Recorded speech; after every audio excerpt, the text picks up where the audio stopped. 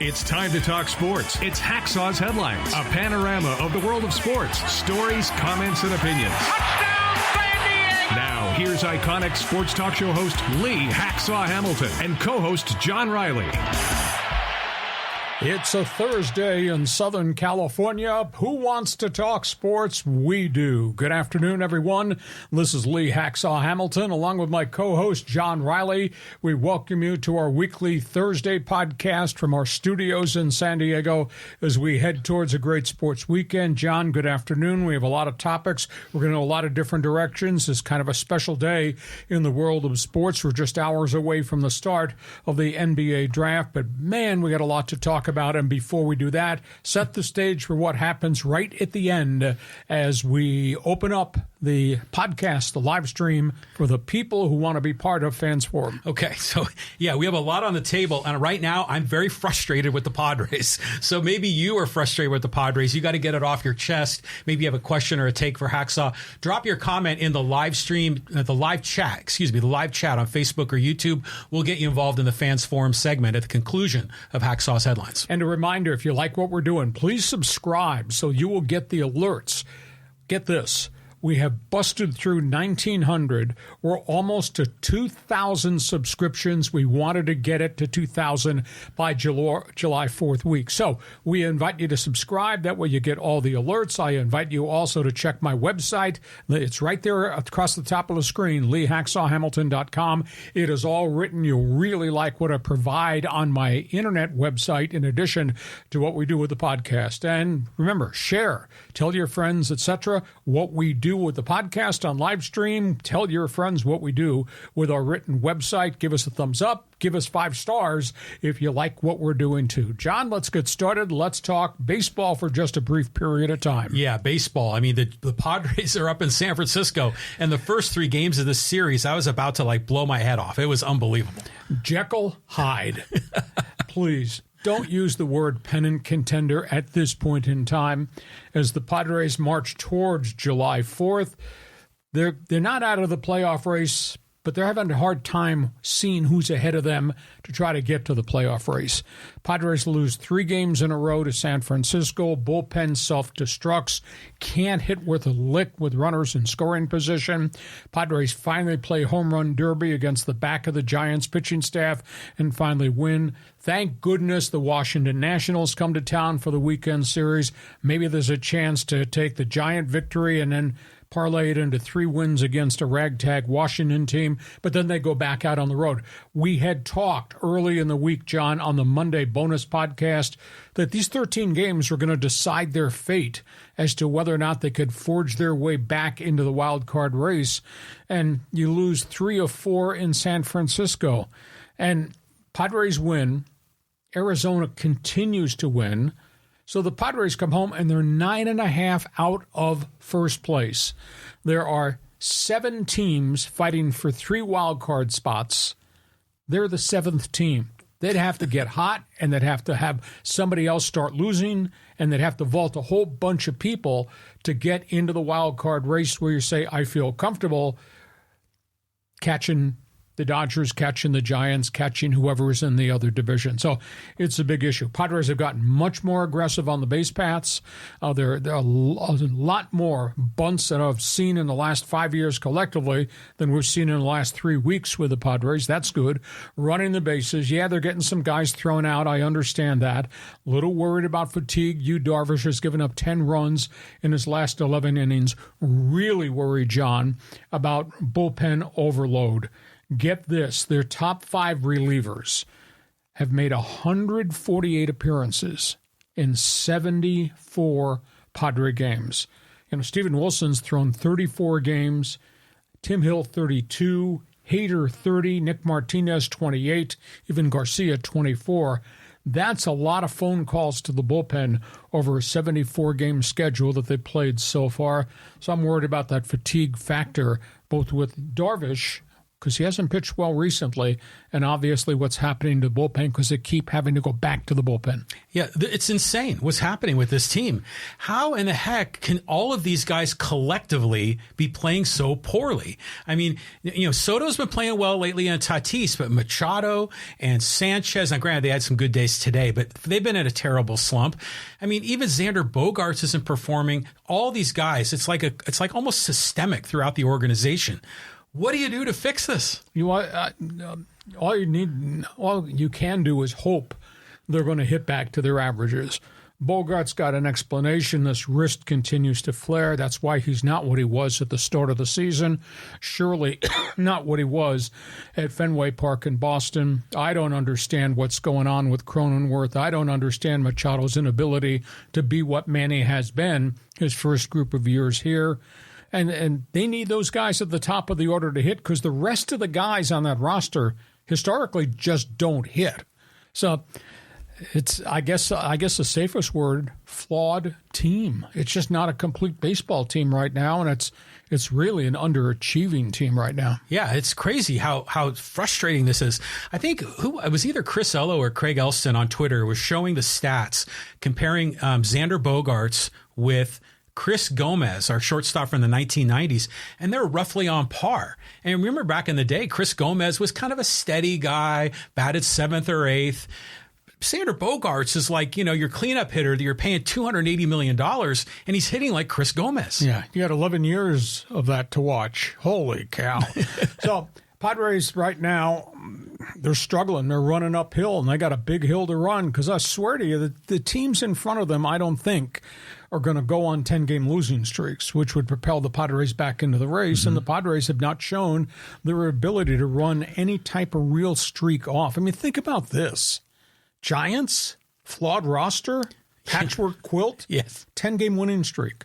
Cincinnati, 11 in a row. Have not done that since 1957. Wow. Last month we were talking about the first-place Pittsburgh Pirates. I didn't think it was going to continue, but they had a 9-game winning streak. Orioles had a 9-game winning streak. How could all that be happening, a bunch of it in small market America, and our $253 million payroll can't put together anything more than a 4-game win streak, which is then wiped out and offset by all the problems they have because they keep blowing games, losing games, dropping games to bad teams, losing all these one-run games. Jeez, don't get me started. We keep thinking they're about to turn the corner, and they tease us. And the minute we start to feel optimistic, they lose 3 in a row. I mean, when is this going to end? Jekyll Hyde. Okay, that's Padre Baseball. Big night, and we do cover it all on our live stream. NBA draft night in a couple of hours. And we've got deals that have already been made, so we'll mix all that into the equation. First of all, these are the teams that have multiple picks in the first round of the draft. And in years gone by, I've not seen these many teams control the NBA draft. I mean, you're looking at what San Antonio's got at 1-33. You look at the Houston Rockets, a massive rebuild. They're going to select 4-20. Charlotte Hornets, Michael Jordan's team, 2-27. The Orlando Magic, who put good pieces on their roster last year with high picks, draft 6-11. Utah, which has really bounced back in what was supposed to be a massive rebuild season after they got rid of their starting center, Rudy Gobert, and then they traded away Donovan Mitchell. Utah had a good season. Now they draft 9, 16, and 28. Portland, I think, holds the key to the draft. What do they do with the third pick? If they keep it, they're going to get a really great player. They draft 3 and 28. And Indiana has got 3 first-round picks. So we have not seen this in a long period of time. And there's going to be shuffling because I think Portland is seriously looking about trading out at 3 to go get veterans. Houston, are they going to trade back to stockpile more picks? Detroit has had good drafts. They haven't started to win yet, but they've had good drafts. Are they going to drop down some?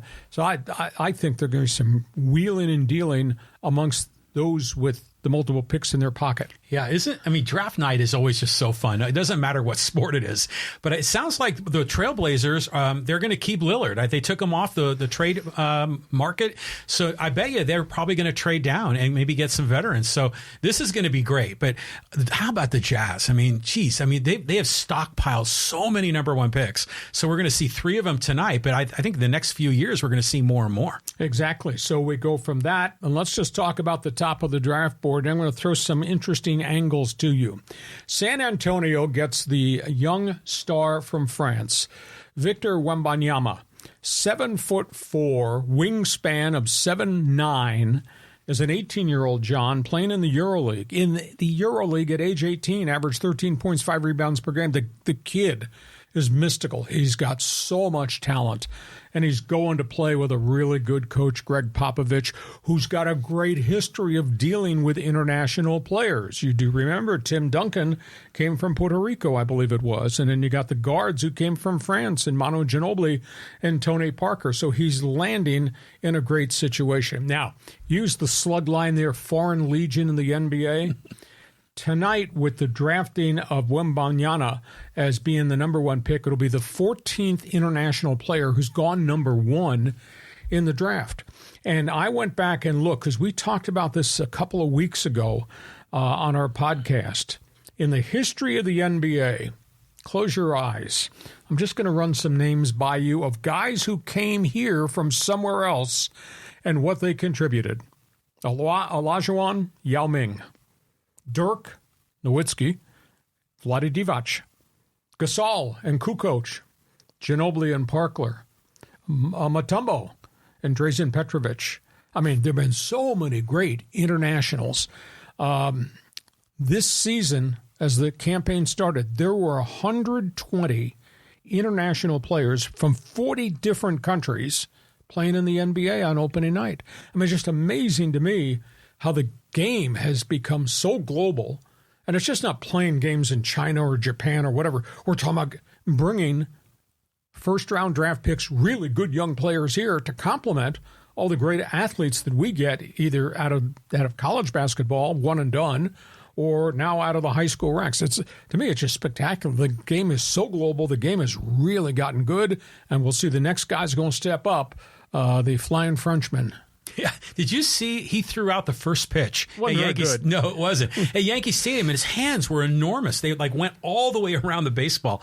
But I love the way it's gone global. In fact, almost all the big sports are going global because of the internet, because of mass communication. It's a great thing, bringing people together.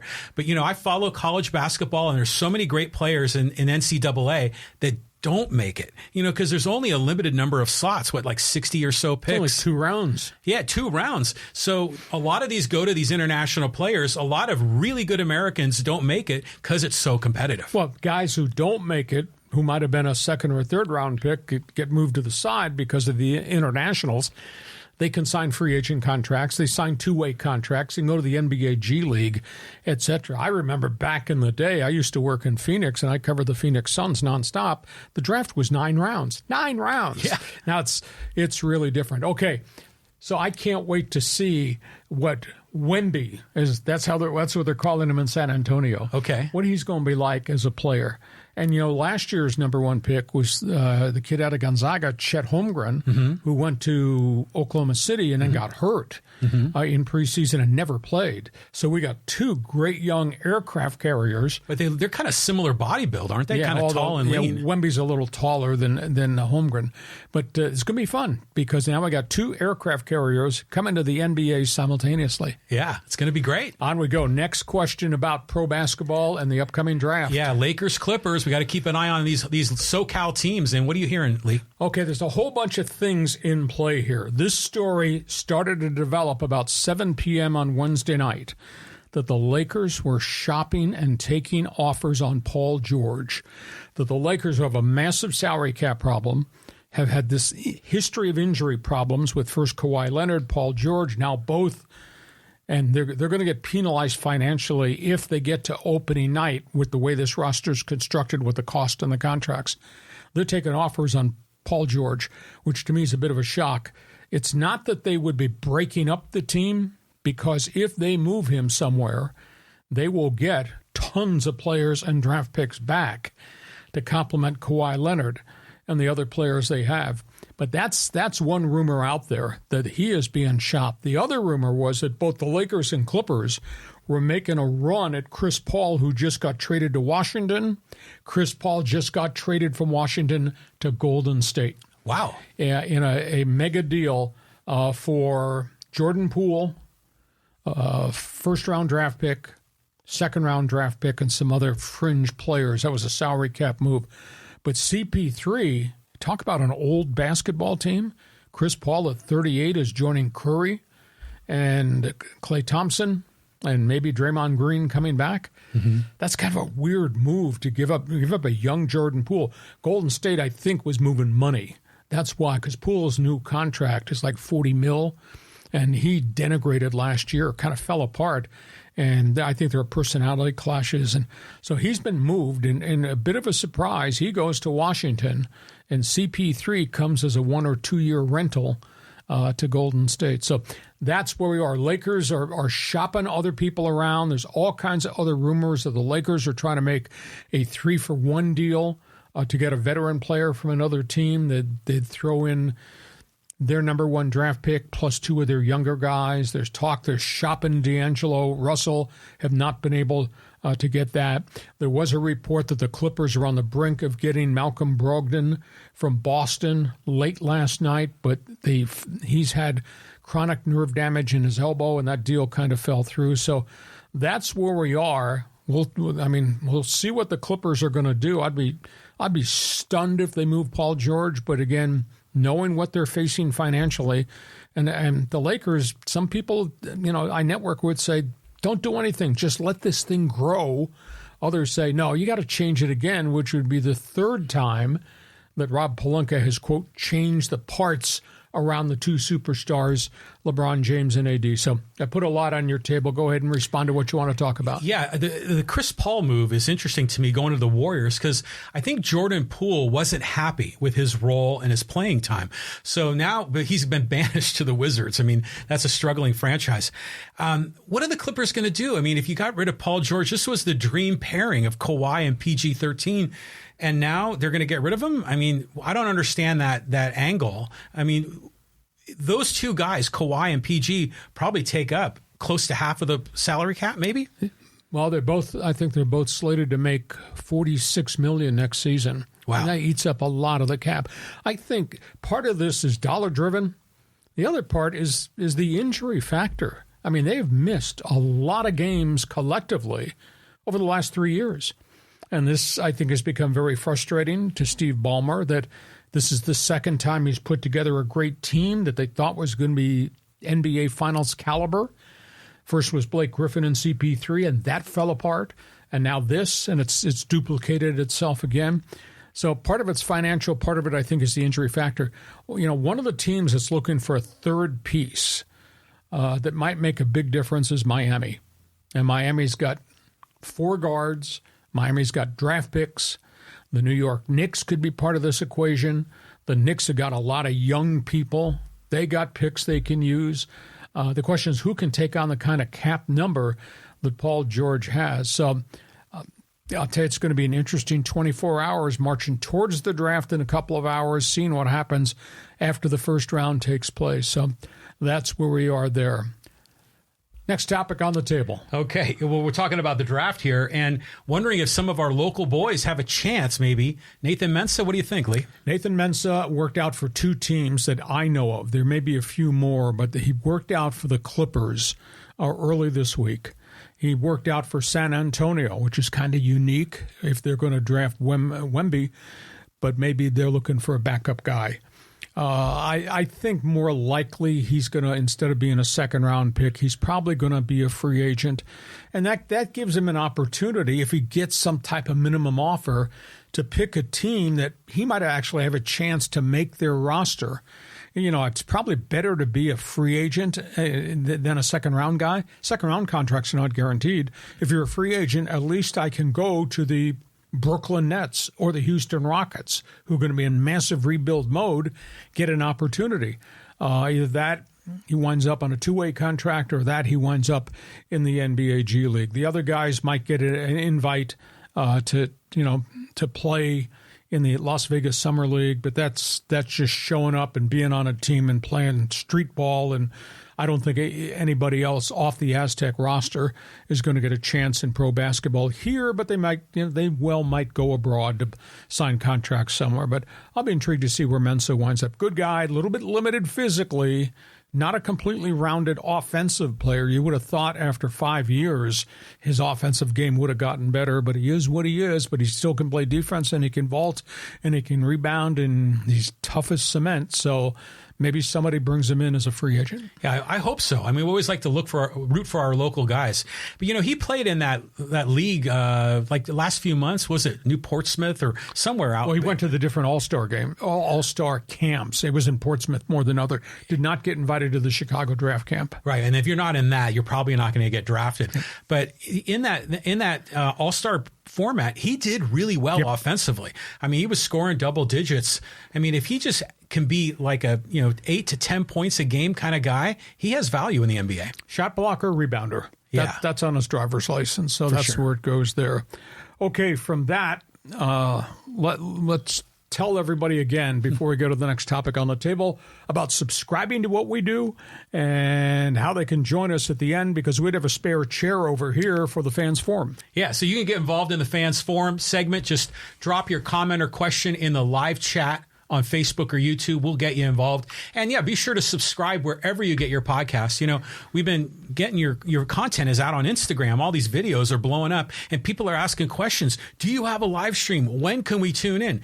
So spread the word, share the love, and let people know about Hacksaw's headlines every Monday and Thursday at 3 p.m. Pacific. Yeah. And check my website, leehacksawhamilton.com. And remember, as John says, subscribe and share because we're cracking 2,000 subscribers in just under 9 months, which is kind of moving at warp speed here.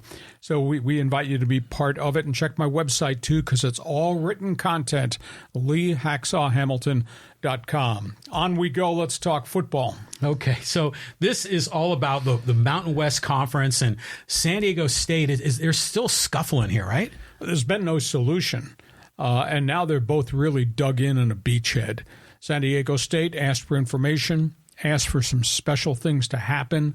If they're going to elect to leave the Mountain West Conference, they wanted a 1-month extension before they actually have to decide. They wanted to sit and talk to the Mountain West about the structure of the $17 million payout, the, quote, exit fee. Mountain West, I thought, reacted very unfairly towards San Diego State.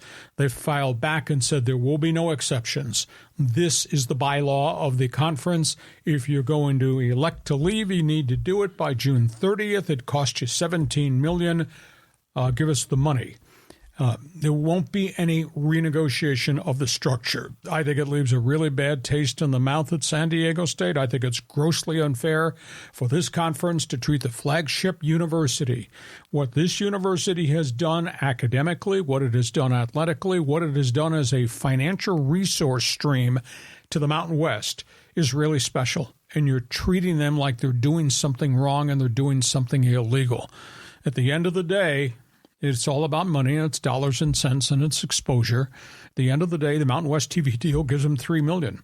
If they can get into the Pac-12, it gives them $37 million per year. Do you know what that revenue stream does to that athletic program? I mean, it's absolutely phenomenal. I would think that San Diego State just writes the letter and then hopes or asks the Pac-12, give us a commitment now so we will have the step that we can make as we exit this as badly as these people in Colorado Springs are treating them. I'm a little bit surprised on social media, and I'm a little bit surprised with the responses I get. People who follow San Diego State, for some reason, don't seem to be in a rage about this. I'm in a rage, and I didn't even go to that school. Well, it's tough because the Aztecs have brought a lot of prestige to the Mountain West. Exactly. I mean, without the Aztecs, not just in basketball making the NCAA championship, but the football program's been pretty darn good too. But I have a question for you, Lee. So if they paid $17 million to get out of the Mountain West before the end of this month, do they still lose out on revenue that came from their performance in the NCAA tournament? No, I think that is all what's called shared units, and everybody gets a cut of that pie. That the Wyomings and the San Jose States, and they all get a cut of that pie. But I don't think the Mountain West would then take that $6 million check that they were supposed to get. I think they would get that revenue because, quote, they earned it. Yeah. Now they'd have to turn around and write the check for $17 million, and off we go there. So that's a story. We'll see where it goes in the next calendar week as we march towards June 30th. Now, we got the other story, and this is kind of evolving.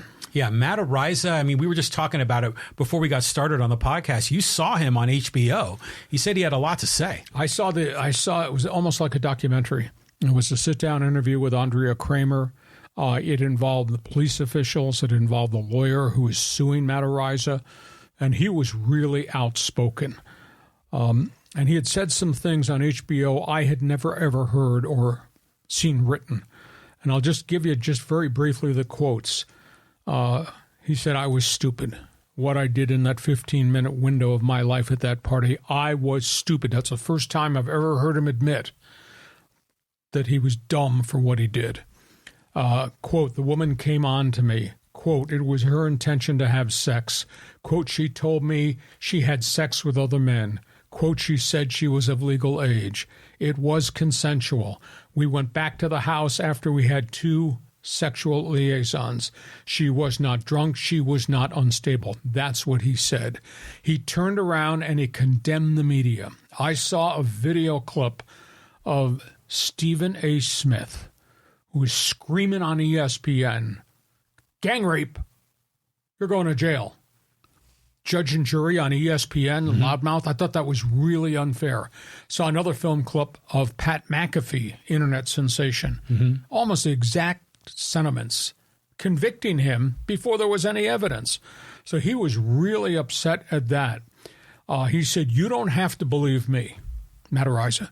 He said, "Believe the police interviews, 35 witnesses, 9 different videos.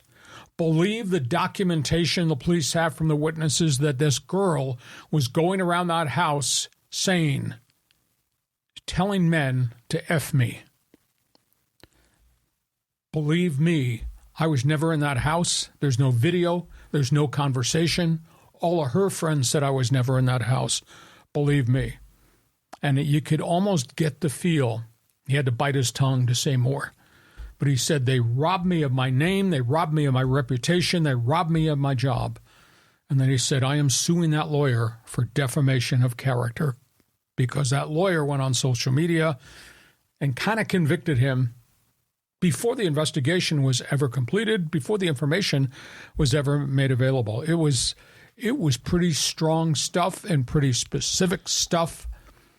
I mean, if he's suing people, why would you not go after Stephen A. Smith? I saw what Stephen A. Smith said. I thought that was just bleeping irresponsible. Yeah, it was tough. I mean, especially we, gotten to know Matt Araiza as he rose up and became the punt god. But I'll tell you what, it's interesting that he is fighting back so aggressively. Usually in these situations, even if the guy maybe wasn't at fault, they typically like to sort of let the story fade away. But Araiza's standing up for this, and he's innocent. It was consensual. If we believe everything that they've said, he should be standing up for his own reputation and his own credibility, because he's got a big time career right in front of him, and a lot of those teams have been spooked to sign him.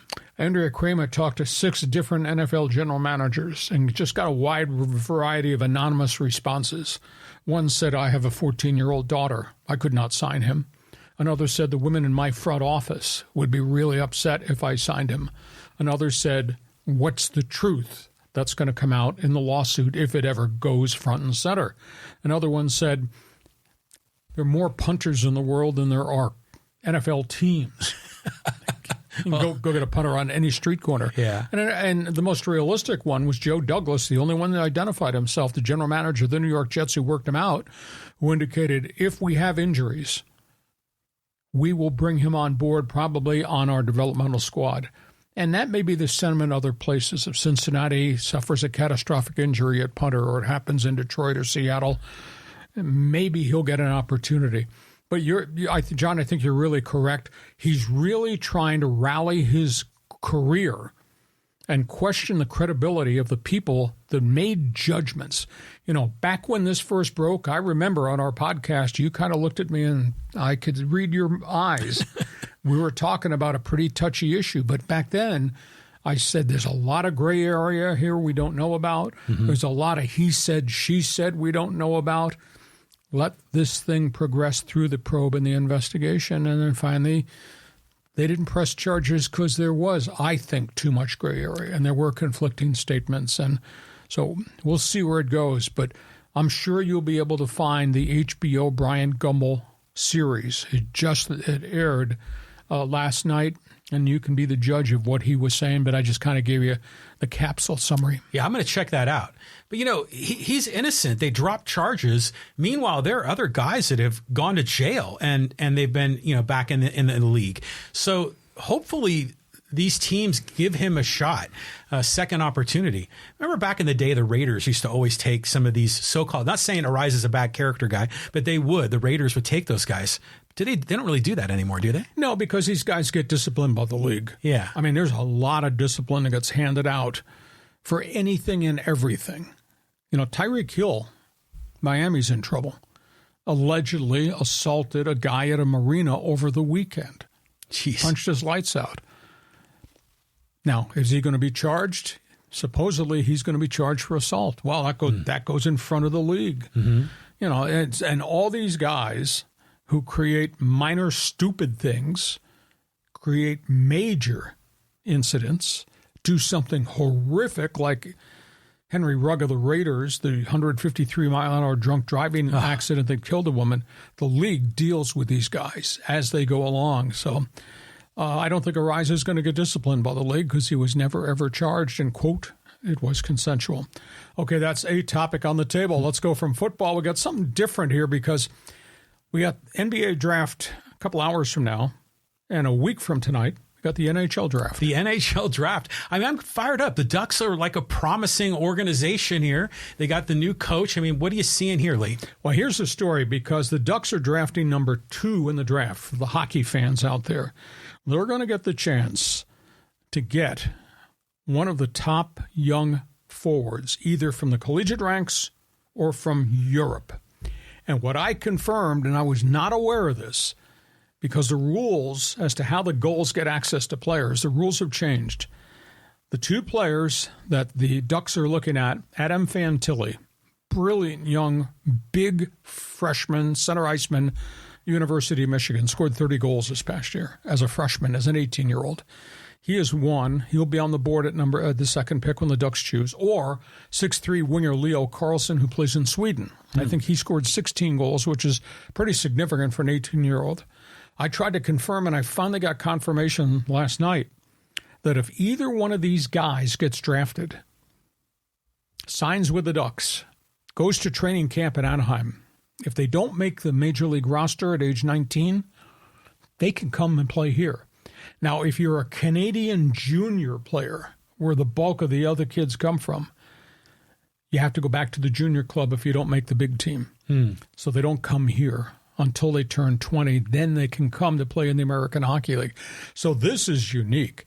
If either one of these kids, if it's not Fantilli, if it's not Carlson, either one of these kids don't make it up there, they could be assigned to come here and begin their pro careers. And you take that number 1 pick, which is really high, and you add it. They've got 5 defensemen coming in who are now age 20 or are Europeans at age 19 that can come to San Diego. I think are going to start the season in San Diego. I just think the potential of what the Gulls could be is going to be spectacular. And when I cover the press conferences, both with the Ducks' new head coach, Greg Cronin, and obviously Matt McIlvain, the Gulls' new coach, I was so impressed. And I wrote a column, and I think I've said it to you. I think the losing has ended in Anaheim, and it was a really bad season last year here with the Gulls. Losing has ended in San Diego. This is fascinating news, the fact that whoever that number 1 pick is going to come here or could come here. That's exciting for San Diego hockey fans and for Ducks fans, too, especially if they make the big-time roster. But, Lee, let me ask you, if you look at some of the all-time greats in hockey, did they break into the NHL when they were teenagers? Guys like Gretzky? Oh, Gretzky did. Of course, Gretzky cut his teeth in the World Hockey Association as an 18-year-old. See, the NHL had old rules that you could not come unless you were 20 or 21. Well, the World Hockey Association came into existence, and that's how they laid their foundation. They went after NHL goaltenders, and they signed a bunch of them. And they went out and they signed all these 18 and 19-year-old kids. Gretzky, Mark Messier, all the guys that wound up going to Edmonton that made the Oilers so tremendous. So that's how the World Hockey Association announced its presence, by signing these guys to contracts that the NHL would not allow their teams to negotiate on. So now the rules have evolved, and there's been a big discussion of late. Should we put the draft age back to 20? Because is it really right to have an 18 and 19-year-old who's not ready to go play? And do you want to strip the junior teams of all their stars? Because that's a business too. I mean, you're in Kingston, Ontario, and that franchise is the team in that community. And all these other places across the Ontario Hockey League, the Quebec League, and the Western Hockey League. So the NHL keeps going back and forth. What should the draft age be? Should we have an exception rule where you can draft an 18-year-old and send them to the minors? Or do we keep it intact so we keep the junior teams, the Quebec Remparts, et cetera, really viable by sending their superstar back at age 18 and 19 to play one more year in junior? So the rules have changed. They continue to negotiate that. Okay, from hockey, Pro Golf Tour continues to be a topic on the table. Yeah. I mean, have they reconciled? Have they come together officially yet, the LIV and the PGA? PGA Tour is in Connecticut this weekend for the Travelers Championships. On Wednesday, the PGA's leadership, not their CEO because he's got health issues, he stepped away for about a month. But the two leaders of the PGA have stepped in and met with the players this week.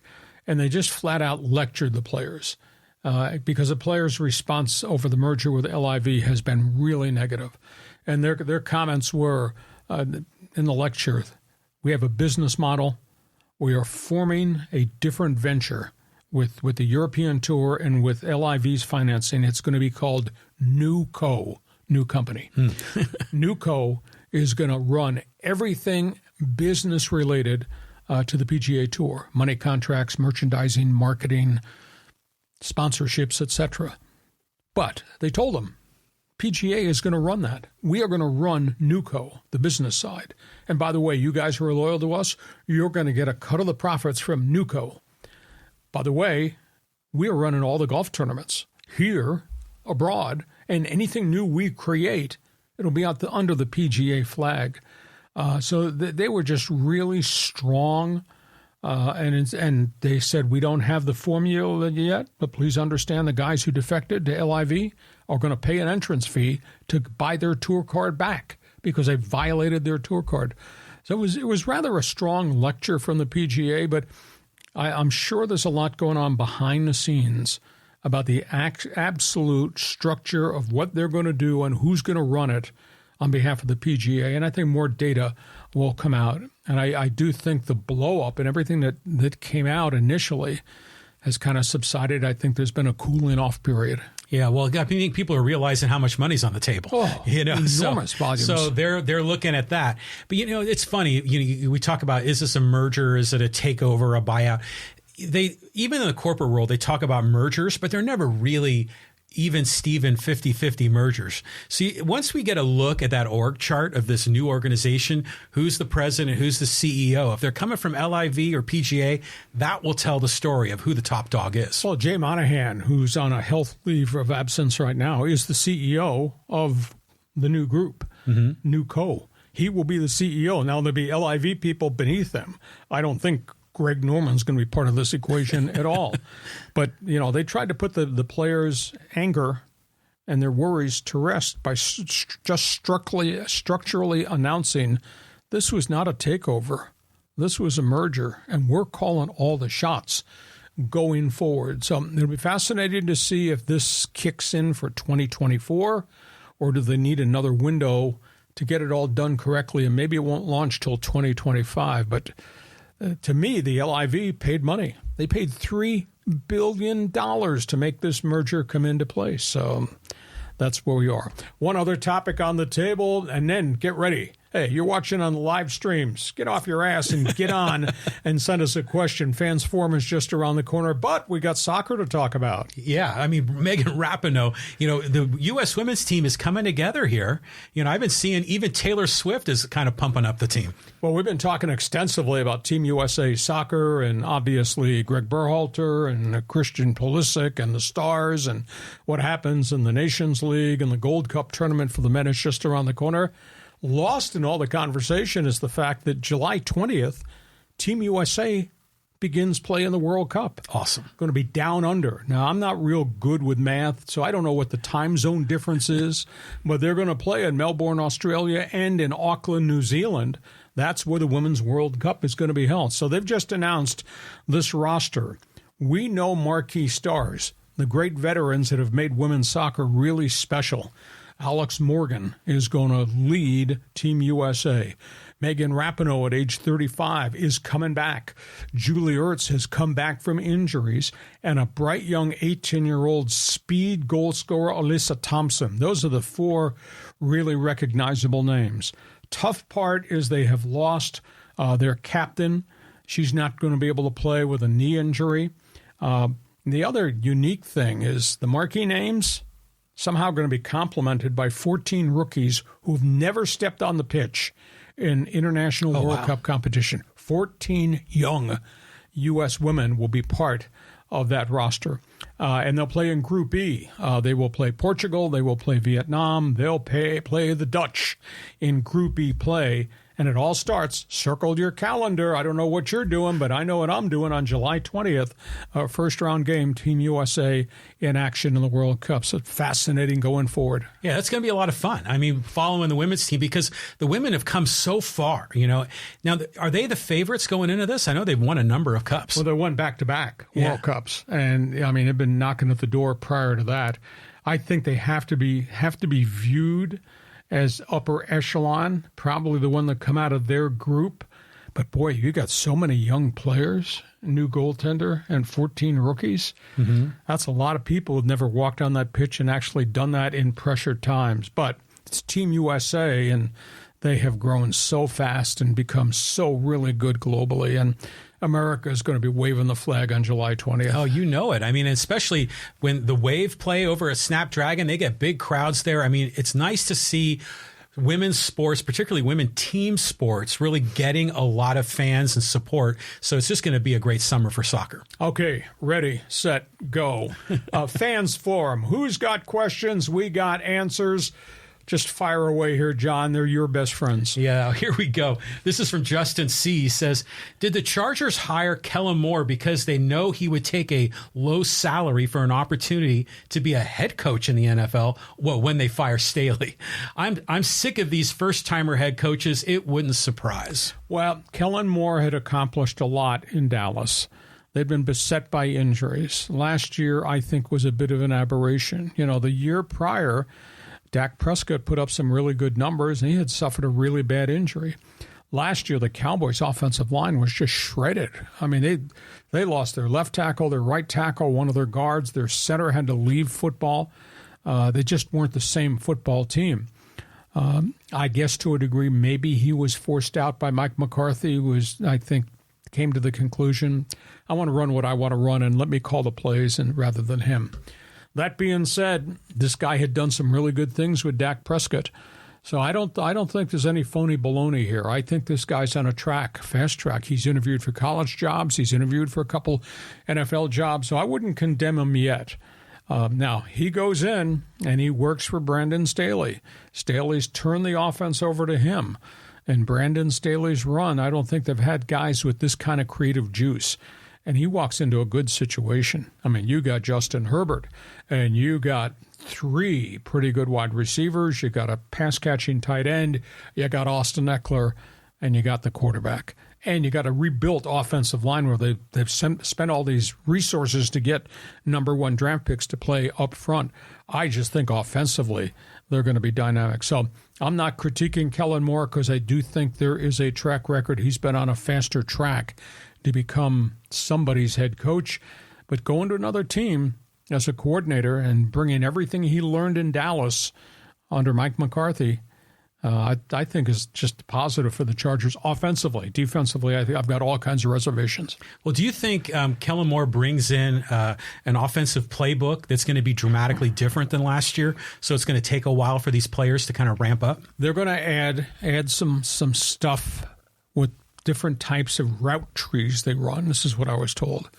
I don't think the terminology is going to change, but he got hired so early in the process that he's almost lived with Justin Herbert at the facility. That he said that we both put things into the new Charger playbook. And some of it was what he did well and really liked. Some of it was what we saw in video, how he linked up with the receivers in the different routes. And some of it was my stuff that came from Dallas and the route trees and how we build what we run, whether that's throw deep, throw slants, throw outs, run the ball, play action, throw to the backs, different use of the tight ends. So you got bright minds. I mean, Kellen Moore's a bright mind. No doubt Justin Herbert is brilliant, maybe bleeping brilliant. So I think offensively the Chargers are going to be good. So I won't subscribe to what he said about another one-and-done guy who's cheap or failed. Kellen Moore's not failed. Yeah, it's going to be fun to see how this all turns out. I mean, they're getting ready for camps here pretty soon. End of July. Yeah, it's coming fast. Okay, here's a comment from Manny. He says, "Do you think that today's NBA draft will be a quiet one, or are there going to be multiple trades?" Rumor mill is trades everywhere. You know, off the top of my head, are the Clippers going to trade Paul George? Off the top of my head, is New Orleans going to trade Brandon Ingram? Off the top of my head, is New Orleans going to trade Zion Williamson? Off the top of my head, how's Miami going to go get a third star when everybody now has stars? Off the top of my head, is Phoenix going to find a taker for DeAndre Ayton? Off the top of my head, what Portland said last night, does it stay in effect with Damian Lillard? Will he get traded? Off the top of my head, these rumors that are flying out of Madison Square Garden that they might trade Julius Randle or they might trade their former number pick Obi Toppin. Are those going to deals happen? So that's just up here, what I recall from what I wrote down, that could happen. And, I mean, we've seen 3 big trades so far in the last week. I mean, the Brad Beal deal from Washington to Phoenix, the Washington deal late last night that sent Kristaps Porzingis to Boston, which I think was a hell of a transaction. And now the third deal that just happened as we were taking the air Thursday is the Chris Paul deal to Golden State. That's 3. There could be 5 more involving named players. And I don't. If the Clippers trade Paul George, wow, we're going to have something to talk about in bonus coverage on Monday. Wow. Yeah, it's going to be great. I mean, the NBA draft and all the drafts are just a lot of fun. You know, you get all the guys out there, the analysts, and they're talking about what's going to happen, the rumors they're hearing. So it's going to be a lot of fun tonight. On we go. Got a couple more questions here, and then we'll get to social media. Yeah, this is from Emmanuel. He says, who remains as manager of their respective teams next year, Bob Melvin or Dave Roberts? Both teams are struggling. Both stay. Yeah. Now, Melvin and hitting coaches and front office and analytic people, they better figure out why these guys aren't hitting back to their career numbers. I mean, these numbers are really grossly down. If a guy's hurt and Bogarts is banged up, I understand why he's hitting 190 in the last month because of the wrist. But I have no understanding why Soto's not hitting 290 in Petco Park, and why Manny is having the worst year of his career. I don't understand what's happened to Cronenworth, except scouting reports maybe have figured him out. But it is a funk that is really bad. But I don't think that they're going to hit the eject button on Bob Melvin. And I think Dave Roberts is safe. Dave Roberts has got the highest winning percentage of any Dodger manager in history. That includes Tommy Lasorda. That includes back in the day Smokey Alston. But he's been beset by all these arm problems that they have. But yet the thing with the Dodgers is, parked over here in this right parking space next to the parking meter, they got all these live young arms that they're sampling out of Oklahoma City. And as long as those guys don't break down, they got more guys coming. And there's no doubt the Dodger veterans are just hitting the hell out of the ball, home runs, especially the top of the batting order. So I don't think, in all honesty, I don't think any of those guys are in jeopardy. But if A.J. Preller were to hit the eject button on Bob Melvin, if this turns out to be a non-playoff season, there might be some screeching and howling in San Diego. And I'll say this, and I like A.J., and he grew up next to the town that I grew up on Long Island, so we joke about it all the time. But if you fire this manager after the last 3 managers that you hired and you fired, do you think Padre fan can trust you to hire the next guy as the right guy? Because Melvin, Tingler, Andy Green, and the way they treated Bud Black, those are all his decisions. So there'll be some accountability if this doesn't work out. Like you say, we got 100-plus games to go in a season, but like I said, They got to pass a lot of teams to be a wild card team. We're fickle as fans, aren't we? Because you are. I don't know about me. I don't know what descriptive adjective or adverb you use to describe my style, but we want results, and we're frustrated as fans, and we just want to point the finger at someone and say that's the reason that they're not winning. But when Bob Melvin was hired, it was like the Padres hired, I don't know, the best possible manager they could have. Well, he was accomplished, and I remember one of the first podcasts we did, one of my phrases was, there's nothing that's going to happen to him here in San Diego that he has never ever seen before. I mean, because he's been through adversity. He's been through teams who had good payrolls and failed. He's been through the horrors of working with the Oakland Athletics and no money, no running water in the stadium and all that razzmatazz. Now, maybe he's never had a stretch where he's had as many big money, big time productive players not play well. Maybe this is challenging his soul right now. But I thought it was the right hire because he's experienced so many things. Yeah, I'd love to be a fly on the wall in the clubhouse. I mean, what's your sense of what's going on behind closed doors? Do you think there's any bad juju, bad chemistry going on? One of my biggest fears, and I witnessed this firsthand because I'm in that clubhouse all the time. I witnessed this firsthand when AJ came here and he made all those wild deals at the first winter baseball meetings when it was held downtown at the convention center. And he brought in all these guys, all these name guys who had had success. He paid a price to get them, and he paid them a price to play here. And they didn't pan out. And I got a sense, because I was in that clubhouse a lot, they became independent contractors. Hey, I got my money. Did you get yours? Well, I'm getting paid on the 1st and 15th of every month. Well, if we don't win, I'm still getting paid on the 1st and 15th. That's what really bothered me about the Matt Kemp, Justin Upton, Melvin Upton consortium. It really bothered me. It pissed me off to have to deal with these guys and listen to the junk they were saying when I didn't see the passion to be a leader, etc. So it's a tough call. I hope this group does not flip into that. But I do get an uncomfortable feeling, and I talk to other baseball people that say they've underachieved because a bunch of them don't really feel the need to do it because they already got their contract. And that's a horrible thing to say. I hope it's not true. Yeah, I hope not either. But, maybe they're thinking, hey, he makes all these deals to get new guys in, but he's also sending guys out. So maybe they could feel a little bit, I don't know, maybe not as valued on a human level. I mean, certainly they're getting valued in terms of their paycheck. Hey, you can't trade guys on 10, 11, and 14-year contracts who are in the Padre batting order now. Yeah, you can't. This is what you have, and this is what you're going to be stuck with and have to live through. Damn, they better start winning.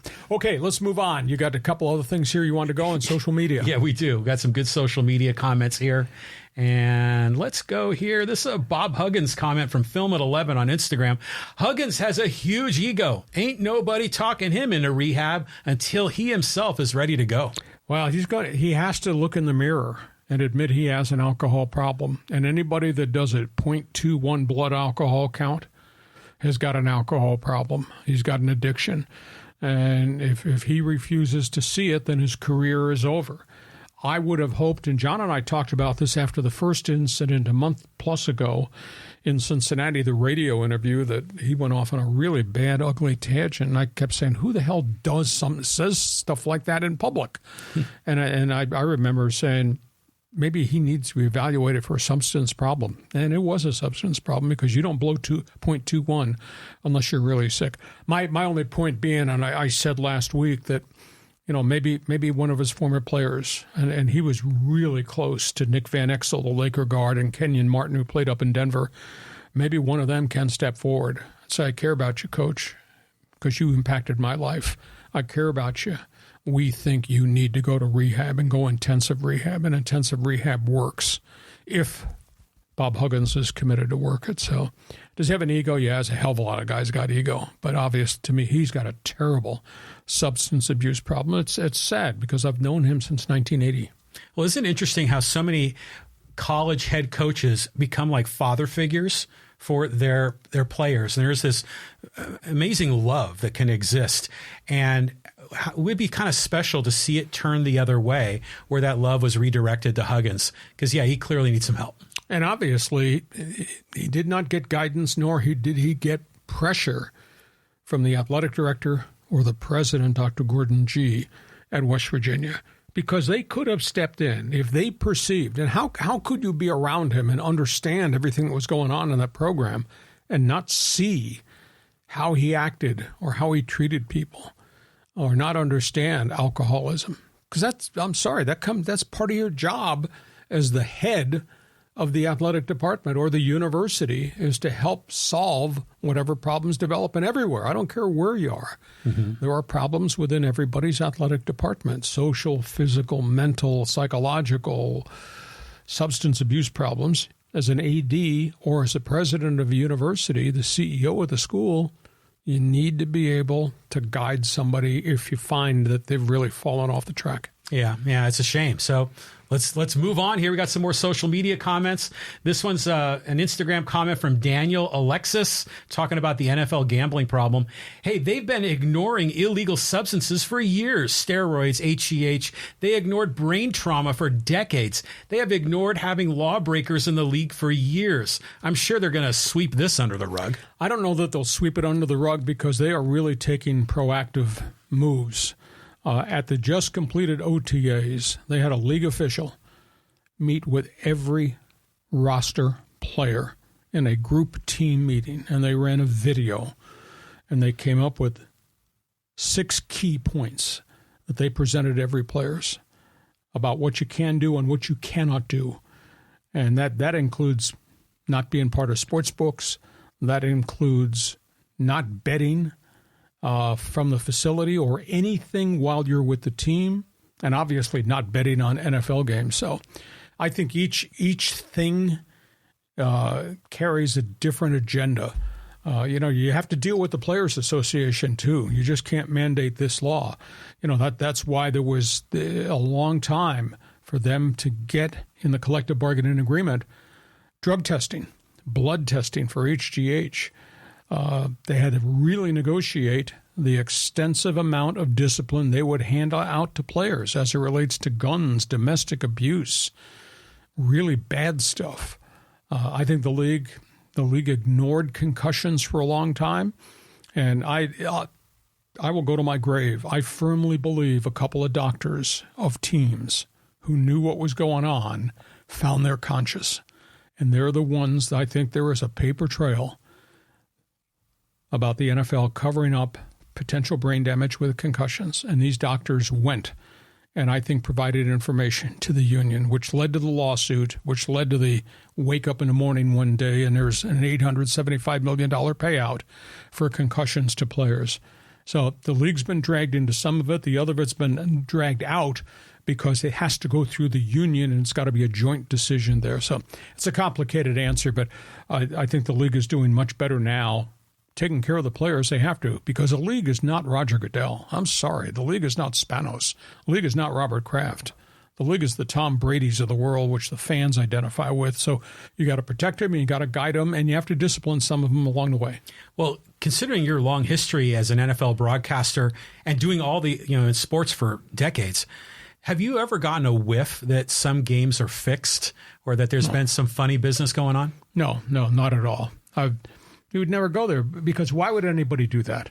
Why would you put your career and your contract in jeopardy? Why would the league ever sanction anything like that? No, not at all. You think back a decade ago, maybe 15 years ago, how aghast we were when we found out there was an NBA referee, Tim Donaghy, that was betting on games with, quote, inside information. That, and the league responded really quickly to that. So now these are young, stupid guys who got a lot of time on their hands. They got a lot of jack in their pockets and looking to do something and make mistakes. They won't make mistakes now because the league sent a different executive into every one of the 32 camps last week, and they held seminars with the players. The players now know what the rule is and now know what the penalty will be. And we're not done with this league pro because I think it's tip of the iceberg. I think some more junk is going to show up. Yeah, so I guess they're now the law, right? Yeah, I am the law. Exactly. Okay, here's another comment here. This is about PGA LIV. The war is over from Pinkalicious. He says, sorry, Smacksaw. The PGA Tour did not win. They look like hypocrites, and their players are livid. The real winners are the LIV and the Saudis because they made the PGA Tour cave in and blink first. Fact is, the PGA Tour lied to the fans and the public about their principles and took the money anyway. They will lose fans and viewers because they are now sleeping with the enemy, the boogeyman they were telling everyone about. They made their bed and now they have to lie in it. Hope that blood money is worth it. My goodness. Do you have a tough time hanging with your friends? They start calling you pink. I totally disagree. LIV, $3 billion. That's what they had to pay to, quote, get into the fraternity with the PGA. What's the end result? Greg Norman's not running it. The Saudi fund is not running the new global PGA. NUCO, the company that's being formed, will be run by PGA executives. And they'll plant their flag in every event in every market. It will be a PGA event, and LIV will have been good for the players because the guys that they bribed to come get to keep the first year money, and the guys that didn't come, the McElroys of the world, they're going to get rewarded because they're going to get, quote, loyalty bonuses as part of the NUCO operation. Pink, that's my explanation. I mean, what else can you say? I think the proof will be in the pudding when these executives come together. We see what this NUCO is about, see what the players feel about it all. Hopefully they find a way to make it come together. Okay, you got one more good note here, one more item on Fans Forum? This is an interesting one to me because I know you run these Twitter polls, and I think they're great. And one of them you dropped out there says, do you like the ghost runner at second base to start extra inning games? And the fans pretty much 2-1 don't like the ghost runner. That's interesting. I like the ghost runner because it creates opportunity for strategy. Put the ball in play. And, with the wear and tear factor on pitching staffs, you can't have a 15-inning game. It destroys your pitching staff, and arms are so fragile now in the game. I think the most of the people like it. USA Today just ran a poll, came out on Wednesday.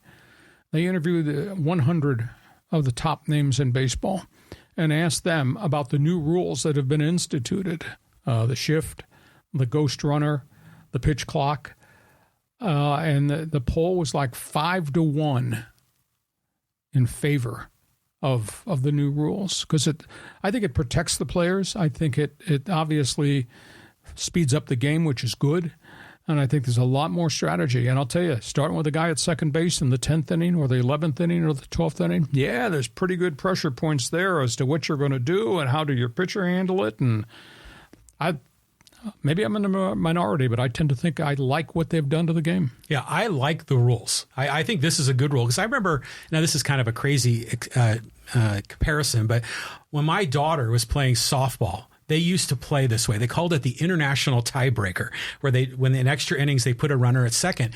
And back then, I mean, granted, we're dealing with 10 and 12-year-old girls, but the first play they would always do is they'd lay down a bunt and advance that runner from second to third. You rarely see that in Major League Baseball. And sometimes I wonder if they really should do that, just to try to advance the runner, because anything can happen to get that runner coming home from third.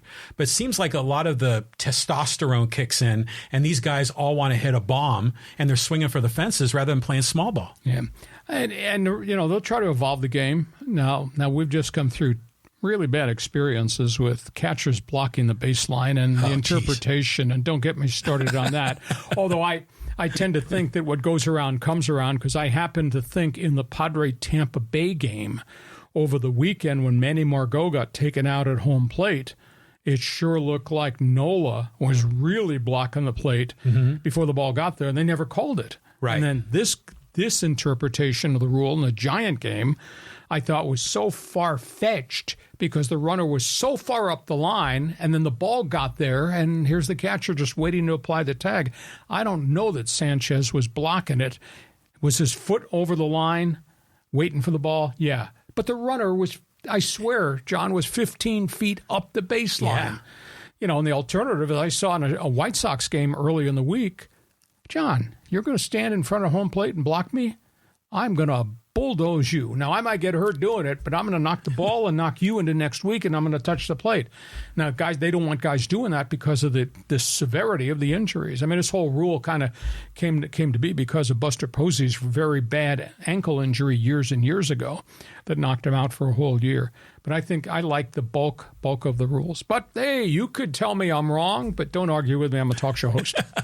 Yeah, that was awful last night when that call was made. Because to your point, he was up the line. The whole point of the rule is to protect the catcher, because they don't want a Pete Rose, Ray Fosse incident at home plate. But, sure enough, San Diego sports curse kicks in. That run scores. Next two guys get base hits. I mean, that should have been a 2-1 Padre victory. It ended up being a 4-2 loss. Yeah, the interpretation of the rule, there's a gray area there that I didn't buy. But I think for the most part, the rules have really added zest to the games. And a guy out at second base in the 10th inning, I buy that. Hey, listen, we hope you've enjoyed our regular Thursday live stream podcast. We invite you to tell all your friends about everything that we are doing. We're here Thursdays. We do bonus podcasts on Monday. We put a ton of topics on the table. Please share. Tell everybody about what we're doing. Give us a thumbs up. Give us a 5-star rating if you can, because that really helps us. And if you haven't subscribed, pal, we're almost to 2,000 in 8 months, which is a phenomenal number. So who would like to be 1999 and 2,000 going forward? John, have yourself a great sports weekend. We'll catch you come bonus time on Monday. Looking forward to it, Lee. Thanks for being with us on Hacksaw's Headlines.